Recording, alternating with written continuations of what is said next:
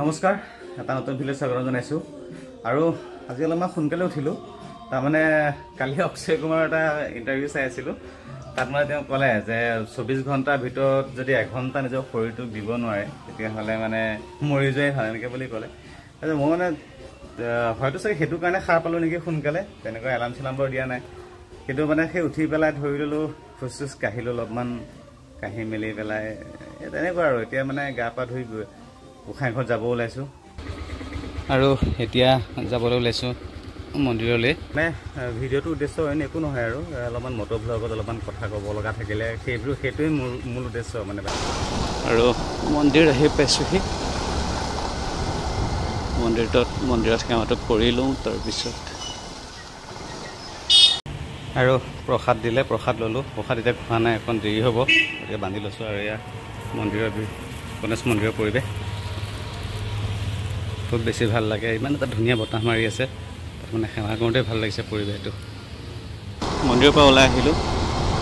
এতিয়া কথাটো হ'ল কি কিছুমান কথা মানে মোৰ মনত অলপমান ফুটুৱাই থাকে গতিকে সেই কথাখিনিকে মই মানে এই মতব্লগ আকাৰে ক'বৰ কাৰণেই মই ভিডিঅ'বিলাক কৰোঁ বাকী তেনেকুৱা একো কথা নাই ৰাতিপুৱা মানে এনেকৈ ভিডিঅ' ক্লিপ কথা অলপমান কৈছিলোঁ ভিডিঅ' ক্লিপত কিন্তু ৰাতিপুৱা দেখোন সেইটো কেনেকৈ জানো কি হ'ল মানে নাহিলে মোৰ কেমেৰাত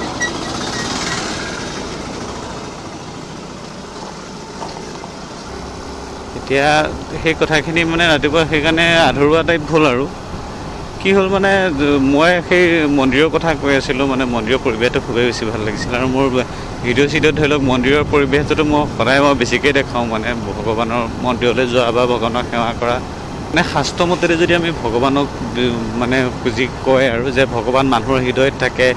প্ৰহ্লাদে ক'লে মানে তাতো ভগৱানক দেখা পালে নৰসিংহ ৰূপে বা প্ৰত্যেক জীৱৰ গাতে ভগৱান থাকে পৰুৱাটোৰ গাতো ভগৱান থাকে বা ভগৱান বৈকুণ্ঠত থাকে কৈলাশত থাকে মানে তেনেকুৱা আৰু মই প্ৰত্যেকটোকে শুদ্ধ বুলি ভাবোঁ দেই মই যেন মানে মই যেতিয়া মই পৰুৱা এটা দেখিলে তাৰ গাতো ভগৱানক দেখা পাওঁ বা মানুহ এগৰাকী দেখিলেও ভগৱান আছে বুলি ভাবি লওঁ কিন্তু সেই বস্তুটো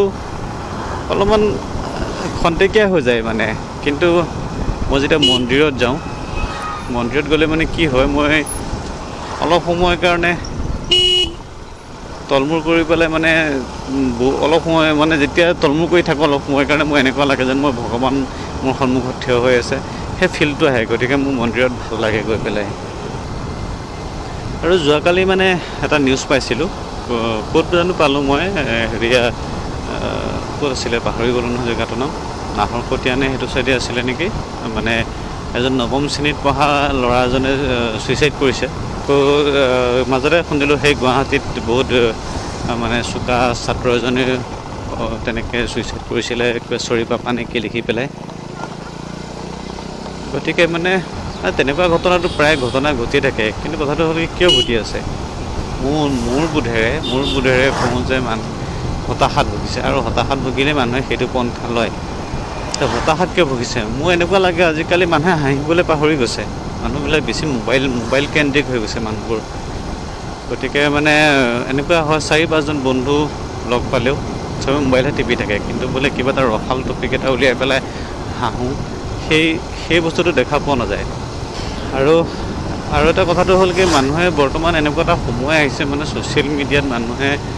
নিজক জহাই ভাল পায় লাগিলে সেইটো ফলচেই হওক লাগিলে মানে দেখুৱাই ভাল পায় যে নাই মোৰ আমুকটো আছে মোৰ তমুকটো আছে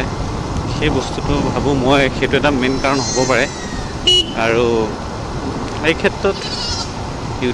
বহুত ইউটিউবাৰৰো দুখ আছে কাৰণ তেওঁলোকে মানে কিছুমান এনেকুৱা ধৰণৰ মানে দেখায় যেন বহুত টকা আছে মই গাড়ী এখন লৈছোঁ ঠিক আছে প্ৰয়োজনো বস্তুটো গাড়ী এখন কাৰোবাৰ প্ৰয়োজন আছে সেইটো লোৱাটো বেলেগ কথা কিন্তু এনেকুৱা আছে যে কাৰোবাৰ টকা আছে কাৰণে বিলাসী গাড়ী ইখনৰ পিছত সিখন লৈ আছে ইখনৰ পিছত সিখন বাইক লৈ আছে ভাল জেগাত গৈছে বিদেশে গৈছে সেই বস্তুটোত মানে যেতিয়া কি হয় আমাৰ সাধাৰণ মানুহৰ বহুতে নিজেও মানে সেইটোত কল্পনাটো কৰি লয় যেন ময়ো পৰা হ'লে আৰু যেতিয়া সেইটো সম্ভৱ হৈ নুঠে তেতিয়াই মানে কষ্ট পায় তেওঁলোকৰ মতেদি মানে সেইখনহে পৃথিৱী অৰিজিনেল পৃথিৱীখন অৰিজিনেল মানে সুখ তাতহে আছে বহুতৰ মাজত এনেকুৱা এটা কথা সোমাইছে যেন টকাই সকলো টকা নহ'লে একোৱে নাই কিন্তু এটা কথা ভাবি চাব এজন ভিক্ষাৰী আৰু এজন ধনী মানুহৰ মাজত বা এজন দুখীয়া মানুহ বা এজন ধনী মানুহৰ মাজত কথাটো ভাবি চাব যে তেওঁ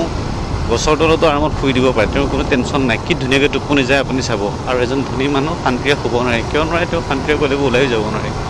কাৰণ ঘৰটো ঠিকে আছে নে কিবা চোৰ তোৰ আহিছে নেকি তেনেকুৱা কিছুমান চিন্তাই মানে মূৰত অনবৰতে সোমাই থাকিব গতিকে মানুহে যিটো ভাবে যে টকাই সুখ বুলি কিন্তু সেইটো সুখ নহয় লাগে মানুহক টকা লাগে যিখিনি প্ৰয়োজনীয় সেইখিনি হ'লেই হ'ল তো জোখতকৈ বেছি মানে বিচাৰি থকাটো মোৰ মতেদি ভাল নহয় আৰু মানে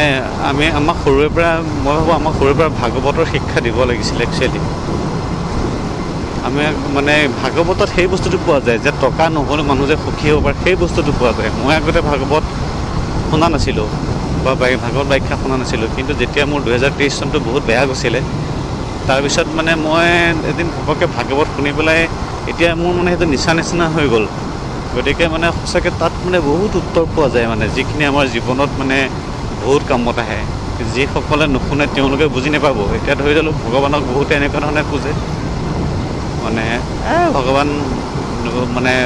কিবা এটা বিচাৰি যাব নাপালে ভগৱান নাই তেনেকুৱা নিচিনাকৈ পূজে কিছুমানে ক'ব আমুকটো হ'লে মই আমুকটো দিম কিছুমানে ক'ব হেৰি নহয় যদি ভগৱান আছে তেতিয়াহ'লে মোৰ এইটো হ'বই